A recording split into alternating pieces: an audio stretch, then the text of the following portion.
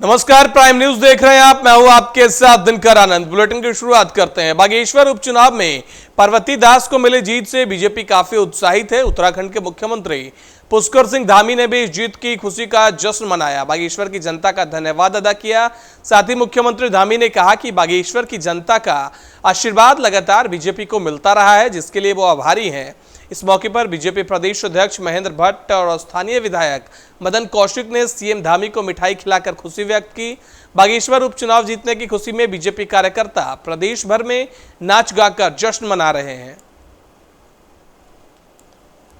तो आप तस्वीरों में देख सकते हैं किस तरीके से जीत के बाद मुख्यमंत्री पुष्कर सिंह धामी, मदन कौशिक और प्रदेश अध्यक्ष महेंद्र भट्ट एक दूसरे को बधाई देते हुए नजर आ रहे हैं। साथ ही इस मौके पर मुख्यमंत्री पुष्कर सिंह धामी ने जनता का आभार व्यक्त किया और कहा कि बागेश्वर की जनता हमेशा से बीजेपी और हमारे साथ ही है और आगे भी रहेगी।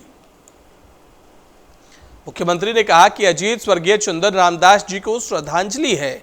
उनके समय के रुके हुए कार्यों और उनके सपनों को पूरा किया जाएगा।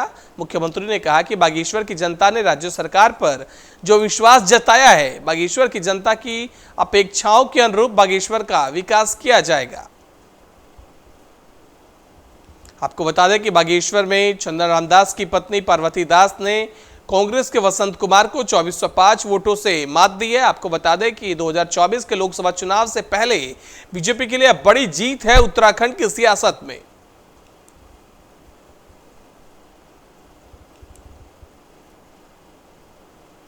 उत्तराखंड के बागेश्वर उपचुनाव में बीजेपी प्रत्याशी पार्वती दास ने कांग्रेस प्रत्याशी वसंत कुमार को पटखनी दी है।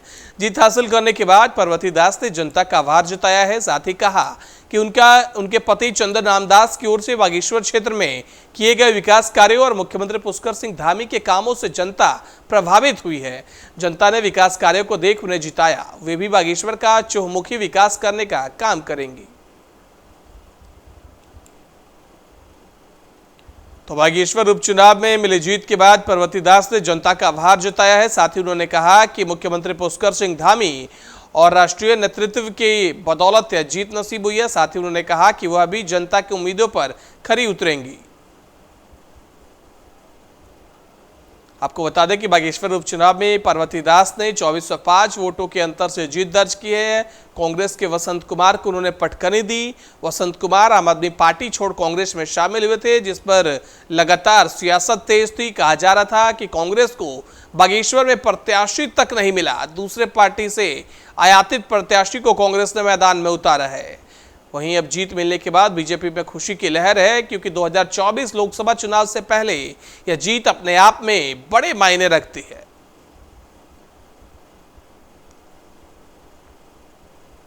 देखिए, ये जीत मेरे कार्यकर्ताओं की, जितने हमारे संगठन के लोग हैं, सारे कार्यकर्ता जो इस जीत में जुटे हैं, मैं उनको दूंगी इसका श्रेय। हमारे मुख्यमंत्री जी और प्रधानमंत्री जी को इसी का श्रेय उनको दूंगी। और इस क्षेत्र का विकास, हमारे जितने भी कार्यकर्ता हैं, हमारे जिला अध्यक्ष, जिला पंचायत अध्यक्ष, सभी हम इस कार्य, जो उनके मंत्री जी के अधूरे कार्य हैं, उनको पूर्ण करने के लिए, ये बागेश्वर का चहुमुखी विकास करने के लिए हम सब तत्पर रहेंगे और इनको पूर्ण करने की कोशिश करेंगे।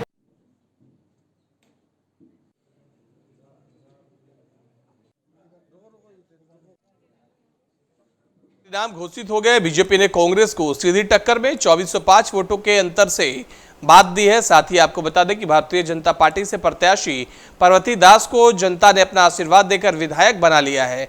बीजेपी ने कांग्रेस के लिए चुनाव प्रतिष्ठा का प्रश्न बना हुआ था। दोनों पार्टियों के दिग्गज नेताओं ने लगातार प्रचार प्रसार किया, अपने प्रत्याशी के पक्ष में बागेश्वर में डेरा डाला। आज घोषित परिणामों ने स्पष्ट कर दिया कि जनता का रुझान बीजेपी के पक्ष में ही है। उपचुनाव जीतने से बीजेपी कार्यकर्ता काफी प्रफुल्लित और खुशी जताते नजर आए। राजेंद्र वेश चुनाव प्रभारी भाजपा और अल्मोड़ा सांसद अजय टमटा ने भी इस जीत पर बीजेपी कार्यकर्ताओं को बधाई दी तथा हर्ष व्यक्त किया है। तो बागेश्वर में मिली जीत के बाद कार्यकर्ताओं में जश्न का माहौल है। साथ ही प्रदीप टमटा और अल्मोड़ा के सांसद ने भी जीत का जश्न मनाया।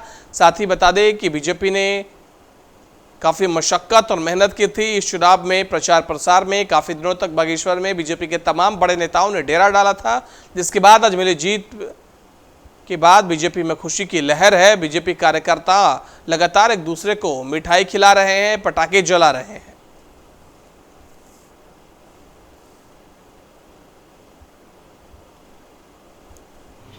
उपचुनाव जीत की ओर नहीं जा रहा, जीत चुके हैं। उपचुनाव के आसपास हम जीत रहे हैं और ये कई चीज़ें पता है आपको, जो विपक्षी पार्टियां होती है, हमारे यहाँ हमारा कार्यकर्ता बूथ स्तर का कार्यकर्ता होता है। हम जितने भी कार्यकर्ता हैं हमारे, वो साल के 365 दिन काम करते हैं। अन्य दल केवल प्रलोभन पर और अनैतिक जो संसाधन है उसका उपयोग करते हैं, ऐसा कुछ रहा होगा।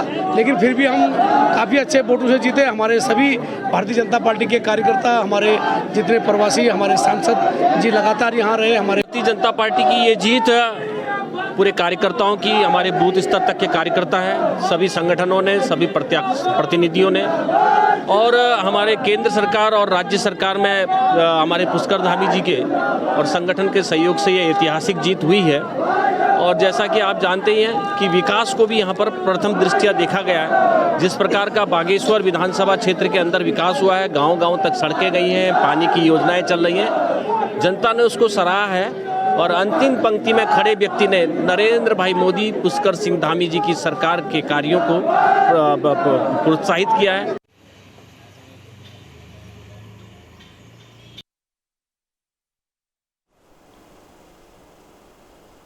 बागेश्वर विधानसभा उपचुनाव में भारतीय जनता पार्टी की प्रत्याशी पार्वती दास ने कांग्रेस प्रत्याशी वसंत कुमार को 2405 वोटों के अंतर से हरा दिया। इस अवसर पर थराली में बीजेपी मंडल के पदाधिकारियों और कार्यकर्ताओं ने जमकर आतिशबाजी की और मिठाई वितरित किया। भारतीय जनता पार्टी के मंडल उपाध्यक्ष गंगा सिंह बिष्ट ने कहा कि देश की सबसे बड़ी राजनीतिक पार्टी भारतीय जनता पार्टी बागेश्वर उपचुनाव में जीत का परचम लहरा चुकी है और आने वाले नगर निकाय चुनाव में भी भारतीय जनता पार्टी की प्रचंड जीत होगी। तो बागेश्वर की तस्वीरें आप अपने टीवी स्क्रीन पर देख रहे हैं, जहां बागेश्वर उपचुनाव में मिली जीत के बाद कार्यकर्ताओं में खुशी की लहर है। इस दौरान कार्यकर्ताओं का कहना है कि जिस तरीके से उपचुनाव में जीत मिली है, आने वाले नगर निकाय चुनाव में भी बीजेपी प्रचंड बहुमत से जीतेगी। तो बागेश्वर की एक खबर आपके साथ साझा कर रहे हैं, आप अपने टीवी स्क्रीन पर देख सकते हैं कि बागेश्वर उपचुनाव में मिली जीत के बाद लगातार बीजेपी के कार्यकर्ताओं में खुशी की लहर दौड़ पड़ी है। एक दूसरे को मिठाई खिला रहे हैं, साथ ही पटाखे जलाते हुए भी नजर आ रहे हैं। बता दें कि 2024 के लोकसभा चुनाव से पहले उत्तराखंड की सियासत में इस जीत के कई अहम मायने निकाले जा रहे हैं। एक तरीके की बढ़त बीजेपी ने बना ली है 24 के लोकसभा चुनाव से पहले इस उपचुनाव को जीतकर।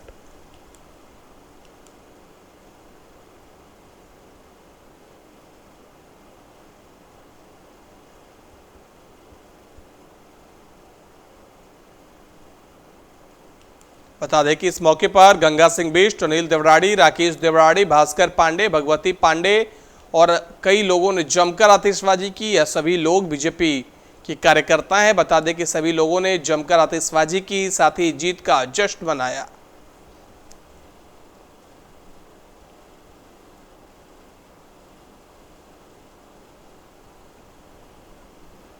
चुनाव में एक बार भारतीय जनता पार्टी बड़ी पार्टी के रूप में, विजयी घोष के रूप में पार्टी ने परचम लहराया है। जनता ने विश्वास जताया है। सबका साथ, सबका विकास के ऊपर जनता ने एक बार पुनः बागेश्वर में ये साबित कर दिया है कि भारतीय जनता पार्टी ही सबसे बड़ी पार्टी है।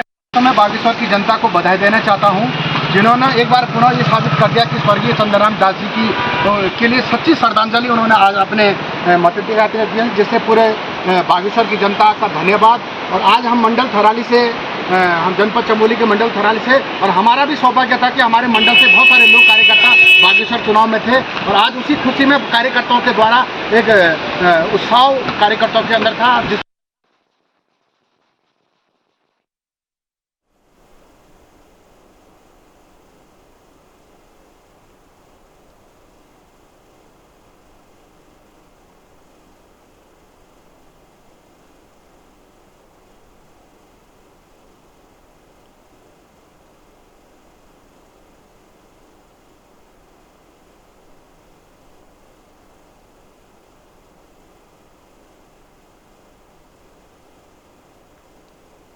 बागेश्वर उपचुनाव में कांटे की टक्कर के बीच बीजेपी प्रत्याशी पार्वती दास ने कांग्रेस प्रत्याशी बसंत कुमार को शिकस्त देने का काम किया। पहले राउंड में बढ़त लेने के बाद लगातार पिछड़ते चले गए कांग्रेस प्रत्याशी बसंत कुमार को हार का सामना करना पड़ा। वहीं बीजेपी मुख्यालय में जीत का जमकर जश्न मना। वहीं जीत के बाद बीजेपी अध्यक्ष महेंद्र भट्ट का कहना है कि आयातित प्रत्याशी बसंत कुमार के सहारे कांग्रेस ने जीत की तैयारी की थी, लेकिन आम जनता ने बीजेपी सरकार की नीतियों और विकास कार्यों को देखकर वोट किया और पार्वती दास को जिताया। तो बागेश्वर विधानसभा उपचुनाव में मिली जीत के बाद बीजेपी प्रदेश अध्यक्ष महेंद्र भट्ट का बयान निकलकर सामने आया। उन्होंने कहा कि जनता ने बीजेपी के कामों को देखकर वोट किया। वहीं कांग्रेस ने इस चुनाव में आयातित प्रत्याशी को लेकर मैदान में उतरे, जिसका जनता ने खारिज किया।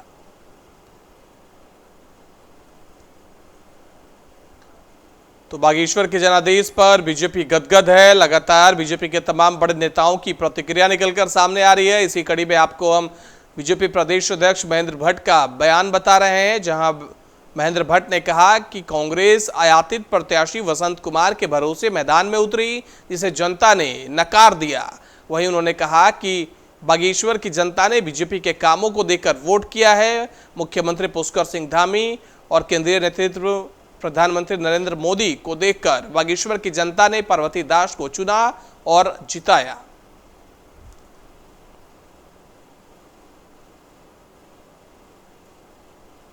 अच्छा आज के दृष्टि में कहूँ तो भारतीय जनता पार्टी के पक्ष में एक अच्छा माहौल रहा। वहाँ की जनता ने हमको जो समर्थन दिया, हमारा माननीय मुख्यमंत्री जी के कार्यों के प्रति, प्रधानमंत्री जी के कार्यों के प्रति जो उन्होंने एक उत्साह के रूप में मतदान किया है, मैं कह सकता हूँ कि भारतीय जनता पार्टी के लिए चुनाव बड़ा महत्वपूर्ण था और अच्छे मतों में चुनाव को जीते हैं। और ये शुरुआत है, आगामी दिनों के अंदर सारे चुनाव भारतीय जनता पार्टी इस प्रकार से जीतते आगे बढ़ेगी। कांग्रेस की हार की वजह क्या मानते हैं? देखिए, कांग्रेस आयातित प्रत्याशी लाएंगे, धन बल के आधार पर जब चुनाव लड़ा जाएगा और इस पर ज़्यादा पैसे के बल पर चुनाव लड़ने की जो पद्धति कांग्रेस द्वारा खड़ी की गई थी, मैं कह सकता हूँ बागेश्वर की जनता ने उसको नकार दिया है और वहाँ पुनः विकास को वहाँ की जनता ने स्वीकार किया और भारतीय जनता पार्टी वहाँ भी यही हुई है। आज के दृष्टि में कहूँ तो भारतीय जनता पार्टी के पक्ष में एक अच्छा माहौल रहा। वहाँ की जनता ने हमको जो समर्थन दिया, हमारा माननीय मुख्यमंत्री जी के कार्यों के प्रति, प्रधानमंत्री जी के कार्यों के प्रति जो उन्होंने एक उत्साह के रूप में मतदान किया है, मैं कह सकता हूँ कि भारतीय जनता पार्टी के लिए चुनाव बड़ा महत्वपूर्ण था और अच्छे मतों में चुनाव को जीते हैं। और ये शुरुआत है, आगामी दिनों के अंदर सारे चुनाव भारतीय जनता पार्टी इस प्रकार से जीतते आगे बढ़ेगी। कांग्रेस की हार की वजह क्या मानते हैं?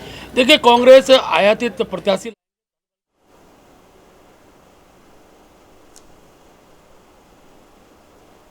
उत्तराखंड के बागेश्वर उपचुनाव में बीजेपी प्रत्याशी पार्वती दास ने जीत दर्ज की। उन्होंने अपने प्रतिद्वंदी कांग्रेस प्रत्याशी बसंत कुमार को 2405 मतों से हराया।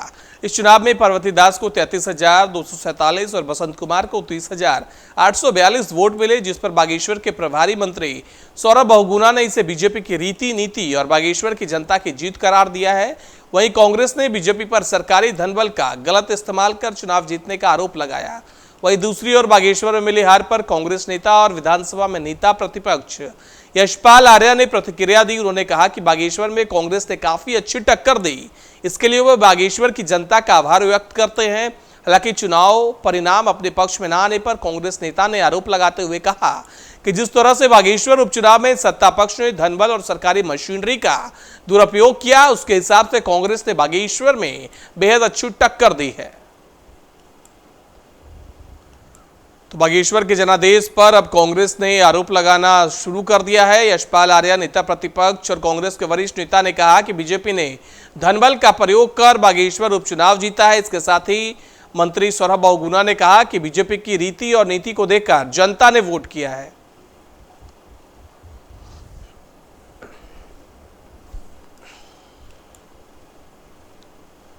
बागेश्वर में जो उपचुनाव हुआ, बहुत दुखद स्थिति में हमको एक चुनाव में जाना पड़ा। स्वर्गीय चंद्रनाथ दास जी का देहांत हुआ, जिसकी वजह से हमको इस चुनाव में आना पड़ा और उनकी धर्मपत्नी पार्वती दास जी को संगठन ने टिकट दिया। मैं बहुत बहुत धन्यवाद करूंगा बागेश्वर की जनता का कि आज एक मिथक जो था कि 1-to-1 फाइट में बागेश्वर में कभी भी कांग्रेस नहीं हार सकती, आज वो मिथक भी हमने तोड़ा। कांग्रेस ने आज हमने कांग्रेस को चुनाव में हराया है। उसी के साथ साथ जो इंडिया ब्लॉक है, आज उसके लिए भी बहुत बड़ा एक विचार करने का दिन होगा कि इंडिया ब्लॉक में बीएसपी, आप और कांग्रेस मिल के भारतीय जनता पार्टी के खिलाफ ये चुनाव लड़े थे, लेकिन वो चुनाव भी इंडिया ब्लॉक आज भारतीय जनता पार्टी से आ रहा है। तो मैं बागेश्वर की जनता का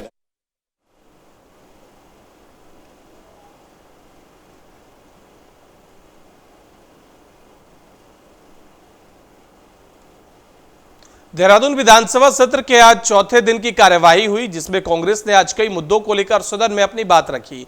उपनेता प्रतिपक्ष भुवन कापड़ी ने कहा कि प्रदेश में स्वास्थ्य व्यवस्था ठप हो चुकी है और डेंगू से प्रदेश में त्राहिमाम मचा हुआ है। उन्होंने कहा कि बेरोजगार सड़कों पर घूम रहे हैं, शिक्षा व्यवस्था बदहाल है और कानून व्यवस्था केवल चालान काटने और उगाही के लिए काम कर रहे हैं।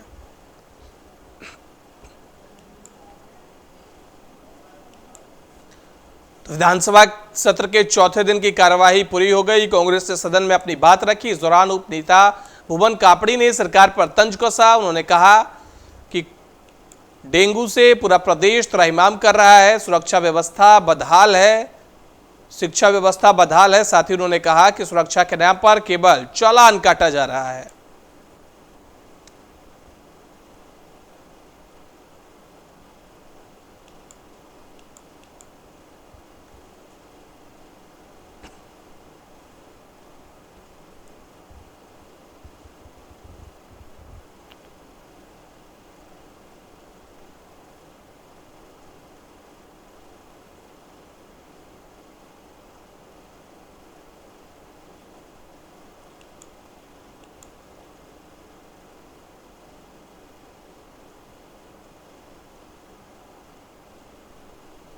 तमिलनाडु के मुख्यमंत्री एम.के. स्टालिन के बेटे और मंत्री उदयनिधि स्टालिन ने सनातन धर्म पर विवादित बयान दिया था। उसकी आग अभी ठंडी भी नहीं हुई थी कि डीएमके सांसद ए राजा ने सनातन धर्म को लेकर एक और विवादित बयान दे डाला। ए राजा के बयान के बाद हरिद्वार में साधु संतों का गुस्सा और भड़क गया। बयान के बाद अखिल भारतीय अखाड़ा परिषद ने अपने नागा सन्यासियों का आह्वान करने का निर्णय लिया। संतों की सर्वोच्च संस्था अखिल भारतीय अखाड़ा परिषद के अध्यक्ष श्रीमंत रविंद्र पुरी ने कहा कि सनातन पर लगातार प्रहार किए जा रहे हैं, जिसे नागा सन्यासी बिल्कुल बर्दाश्त नहीं करेंगे। इसलिए उन्हें अब ओंकारेश्वर में सभी नागा सन्यासियों का आह्वान किया है। 18 सितंबर को ओंकारेश्वर में सभी अखाड़ा के नागा सन्यासी एकत्रित होंगे और इसी विषय पर चर्चा करेंगे।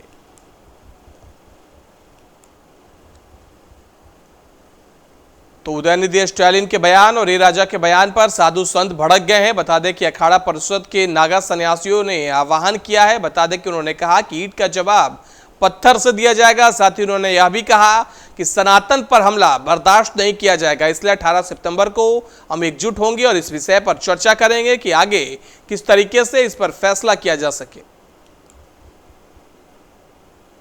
मनसा देवी मंदिर है, यहाँ आप जानते हैं जो भी भारत से हरिद्वार में आता है मनसा देवी जरूर आता है।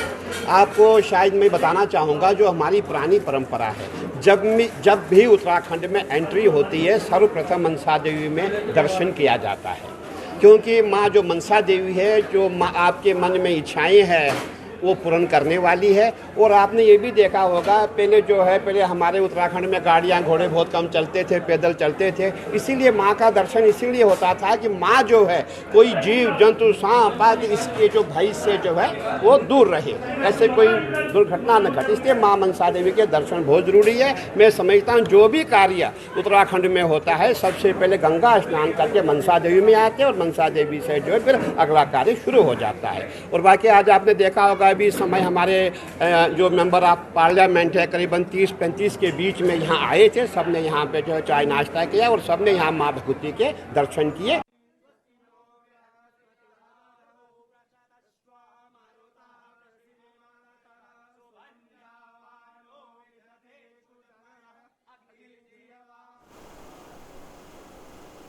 कर्णप्रयाग के किमोली गांव में लक्ष्मी नारायण मंदिर में लगने वाले पर्यटन मेला का पुरस्कार वितरण के साथ समापन किया गया। यह मेला हर साल कृष्ण जन्माष्टमी के मौके पर आयोजित किया जाता है। प्रथा के अनुसार धनाश्री गांव से भगवान विष्णु और माता लक्ष्मी की डोली किमोली मंदिर में पहुंचाया जाता है, जिसके दर्शन करने के लिए यहाँ देश विदेश से भक्त पहुंचते हैं।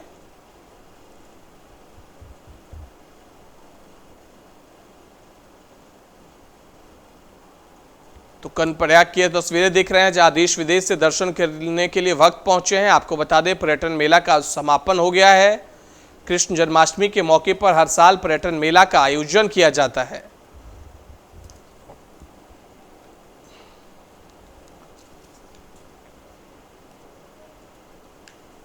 कृष्ण जन्माष्टमी? देखिए, जो उल्लास का वातावरण है कि सर्व भगवान श्री कृष्ण इस धरती पर सबसे ज़्यादा पूजे जाने वाले भगवान के रूप में मनाए जाते हैं और सबसे ज़्यादा पूजा होती है उनकी प्रेम के रूप में। गीता के उपदेश को देने वाले ये भगवान श्री कृष्ण की आज जन्मोत्सव मनाया जा रहा है। बहुत लोगों में उल्लास है और इसी परिप्रेक्ष्य में यहाँ लक्ष्मी नारायण मंदिर में भी नारायण के 8वें अवतार हैं भगवान श्री कृष्ण, और इस प्रकार से लोग हर्षोल्लास से मना रहे हैं। इससे हम भी यहाँ पर मेले में प्रतिभाग करने आए हैं।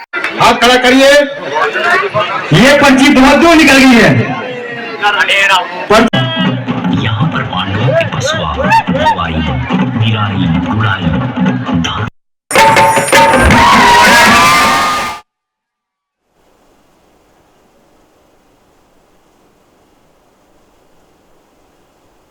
रुड़की में कांग्रेस कार्यकर्ताओं ने भारत जोड़ो यात्रा के 1 साल पूरे होने के उपलक्ष्य में पैदल मार्च निकाला। नेताजी सुभाष चंद्र बोस की प्रतिमा से सिविल लाइंस स्थित शहीद चंद्रशेखर आजाद की मूर्ति तक पैदल मार्च निकाला गया। इस दौरान महानगर कांग्रेस कमेटी के अध्यक्ष राजेंद्र चौधरी ने जानकारी देते हुए बताया कि कांग्रेस के राष्ट्रीय अध्यक्ष मल्लिकार्जुन खड़गे के आह्वान पर और प्रदेश अध्यक्ष करण माहरा के निर्देश अनुसार राहुल गांधी की भारत जोड़ो यात्रा की प्रथम वर्षगांठ पर रुड़की में कार्यकर्ताओं ने भारत छोड़ो यात्रा सांकेतिक मार्च निकाला, जिसके माध्यम से देश के प्रत्येक नागरिक को देश के विकास और देश की एकता को लेकर एक धागे में पिरोने का आह्वान किया गया। साथ ही साथ संदेश दिया गया कि पूरा भारत एक है और सभी को एकजुट रहने का संदेश दिया जाए। तो भारत जोड़ो यात्रा के 1 साल होने पर रुड़की में यात्रा निकाली गई। आपको बता दें, भारत जोड़ो यात्रा की पहली वर्षगांठ पर यह यात्रा निकाली गई। भारी संख्या में कांग्रेसी कार्यकर्ता इसमें शामिल हुए और उन्होंने यात्रा में सम्मिलित होकर एक संदेश देने की कोशिश की कि भारत में मोहब्बत और अमन चैन से लोग रहते हैं। बड़ी संख्या में कांग्रेसी कार्यकर्ता इस दौरान जुटे थे। गांधी जी की भारत जोड़ो यात्रा की प्रथम वर्षगांठ के उपलक्ष्य में रुड़की के कांग्रेस जनों ने एक भारत जोड़ो यात्रा सांकेतिक रूप से एक मार्च निकाला है, जिसके माध्यम से हम देश के प्रत्येक नागरिक को इस देश के विकास के लिए, इस देश की एकता के लिए, संप्रभुता के लिए, तरक्की के लिए एक साथ एक धागे में पिरोना चाहते हैं। और इस मार्च के माध्यम से हमने एक संदेश दिया है कि भारत एक है और जुड़ेगा भारत और जीतेगा इंडिया। कहाँ से कहाँ तक मार्च निकाला गया है? ये सुभाष चंद्र बोस जी की प्रतिमा से शुरू किया बेटीगंज से और शहीद चंद्रशेखर आज़ाद की प्रतिमा पर इसका समापन किया गया। क्या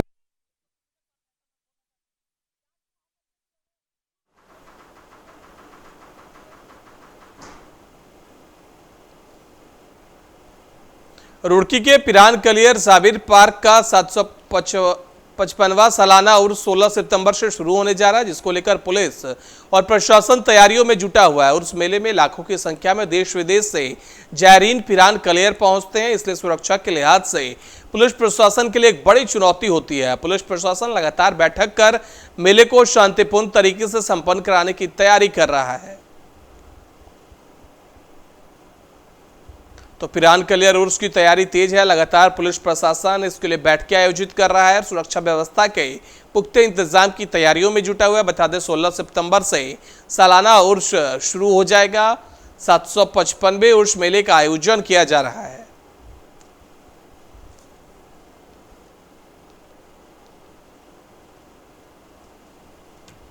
तो पिरान कलियर उर्स की तैयारी तेज है। प्रशासन लगातार तैयारियों में जुटा है। आपको बता दें, 16 सितंबर से इसकी शुरुआत होगी। प्रशासन सुरक्षा के पुख्ता इंतजाम करने में लगातार जुटा हुआ है। प्रशासन और पुलिस के द्वारा समन्वय स्थापित कर जो भी अतिक्रमण हटाने और अन्य कार्य अमल में आने हैं वे सभी किए जा रहे हैं। चूँकि इसमें अलग से ही उर्स के लिए एक अलग से कोतवाली बनती है और उसके लिए अलग से इंस्पेक्टर रैंक के अधिकारी नियुक्त होते हैं। तो जो भी रिक्वायरमेंट ऑफ फोर्स होगी वो सब प्राप्त कर लिया जाएगा। साथ ही लोगों से लगातार सावधानी बरतने और सजग और सतर्क रहने की अपील की जा रही है, ताकि किसी भी तरह की अप्रिय घटना को होने से निवारित किया जा सके। विशेष रूप से जो बालक हैं, बालिकाएं हैं, दिव्यांग हैं या वृद्ध हैं, महिलाएं हैं, अब उनको किसी भी तरह की कोई असुविधा ना हो, इसके लिए आम जन का सहयोग अपेक्षित है। तो अगर कहीं किसी के साथ कोई सहयोग की स्थिति बनती है, कोई सहयोग प्राप्त करना चाहता है, तो आम जनता उन्हें सहयोग दे।